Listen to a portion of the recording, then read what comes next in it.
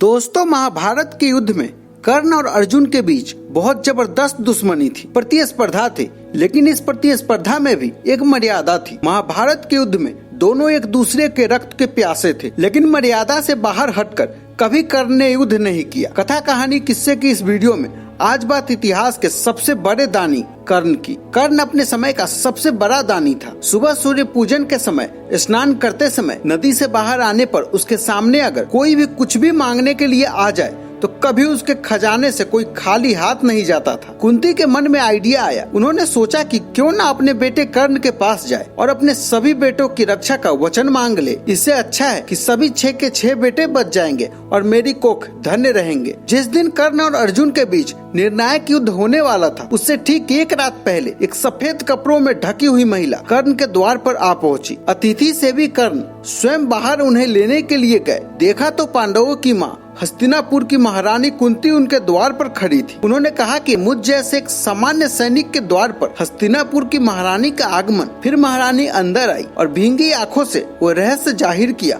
जो रहस्य कर्ण को पहले से ही कृष्ण बता चुके थे। उन्होंने कहा कि मैं तुमसे क्षमा मांगती हूँ और मैं तुम्हें ये बताती हूँ कि तुम मेरे सबसे बड़े बेटे हो और अर्जुन और बाकी चारों पांडव तुम्हारे छोटे भाई हैं। तब कर्ण ने कहा कि माँ, बड़ी देर आई है आप, फिर भी आप आई है तो बताइए मैं क्या कर सकता हूँ। इसके बाद कुंती ने कहा कि बस मैं ये चाहती हूँ बेटा कि मेरे 5 पांडव पुत्र हैं और एक तू मेरा सबसे बड़ा पुत्र है। अगर तू युद्ध न करे तो मेरे वो 5 बेटे भी बच जाएंगे और तू भी बच जाएगा। इस पर कर्ण ने कहा कि माँ, तब से तो आज तक गंगा में बहुत पानी बह चुका है। जब आपने मुझे गंगा में प्रवाहित किया था, बात बहुत आगे निकल गई है। दुर्योधन मेरा मित्र है। मैं आज जो कुछ भी हूँ उसकी कृपा के कारण ही हूँ और मैंने उसे विजय दिलाने का वचन दिया है। तब कुंती ने कहा, बेटा, पर मैंने तो सुना था कि तुम पृथ्वी के सबसे बड़े दानी हो। माँ की तरह नहीं, एक याचक की तरह मैं तुम्हारे द्वार पर खड़ी हूँ। तब कर्ण ने कहा, दुनिया मुझसे लेती है, आप माता हो, आप तो मुझे कुछ दो। फिर कर्ण ने कहा, इस युद्ध में मैं अर्जुन को नहीं छोड़ूंगा, बाकी चारों को मारूंगा नहीं। अगर उनके हथियार गिर जाए फिर भी नहीं मारूंगा। इससे माँ क्या होगा? दुनिया जानती है कि तेरे 5 बेटे हैं। मैं तुझे वचन देता हूँ कि इस युद्ध के बाद दुनिया यही कहेगी कि कुंती के 5 बेटे हैं। पर कुंती के मन में एक डर आ गया कि युद्ध क्षेत्र में इतनी मर्यादा टूटती है। कुंती ये सब सोचती हुई रोती हुई अपने शिविर में चली गई। अगले दिन सूर्योदय के बाद भीषण युद्ध प्रारंभ हुआ। चारों भाई बार बार कर्ण के सामने पड़े और कर्ण ने हर बार उन्हें शस्त्र रहित करके छोड़ दिया। युधिष्ठिर के भाले गिर गए, भीम की गदा गिर गई।